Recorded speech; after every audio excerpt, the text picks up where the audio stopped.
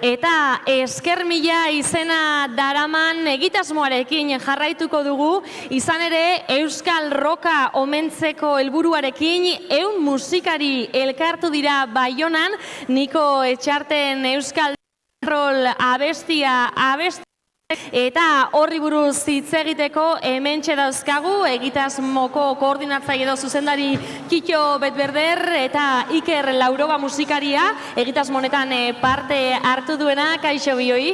Kaixo, unon.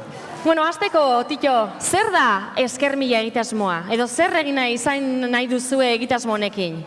Beraz, esker milaren helburu nagusia, ezake, dela 1000 musikari biltzea 2019an eta Euskal Jokaren omenez kontzertu handi erraldoi bat proposatuz.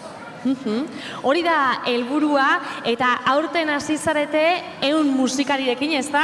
100 musikari elkartu zarete, Iker zeu hor tartean egon zara. Zer da egin duzuena egitasmo honetan? 100 musikarik batera Euskal Herri rock and rollin abestuta jo genuen eta izugarri izan zen, ze hori. Niko Txartala Euskal Herriko Bob Dylana, ez? Bera abesti bat hartu eta zoragarria da egia esan, 20 bateria, 20 bajista, 20 gitarrista danak batera, zehazki eta bikain jotzen abesti hori. Egia esan oso polita izan zen, eta horren inguruan gero kontzertu bat antolatu zen, bertan parte hartzera gonbidatu ninduten, eta oso kontzertu hunkigarri izan zen, ze Euskal Herriko rock and rollaren leyenda asko zuen bertan. Zer moduz joan zen kontzertura? Kontzertua bikain uste dut artisten aldetik, parte hartzaileen aldetik, bikain ateratzen. Kontzertuarena zen esker milaren lehen urratsa. Helburua delarik 1000 musikari biltzea eta lehen urratsa hortan nahi genuen gauzatu, gorpuztu proiektu. Omenaldia da Euskal Jokari eskertzeko, esker mila hortik etortzen da ere, eskertzeko Euskal musikak eta jokak ekarri digun guzia, bere osotasunean. 2019an orduan, helburua 1000 musikari elkartzea, abesti inguru jotzeko. Iker, zeu ere, bertan izango zaitugu? Hore bat izango da bertan egotea eta bertan parte hartzea esan. Dagoeneko 300 bat musikarirekin egon zarete, ez da?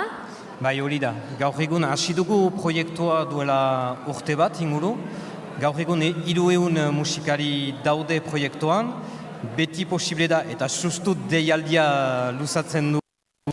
Dener idekia da, musikari amatur, profesional, ikasle, denetarik bazen Baionan. Euskal Herri osotik hor ziren, 7 probintzietatik, adin guziak. Dener idekia da, simple da izena emaiteko, badugu webgune bat esker-maratxo-mila.eus. Eta hala, eta bagoaz antolatzelat eromen tipi hori. Primera, niga ondo ateratzen den, seguru baietz, pentsatzen dut urringo urtean lan egingo duzuela horretan. Iruditzen baldin bazaizue, Baionan, Euskal horrek eman zuena ikusita entzungo dugu segidan.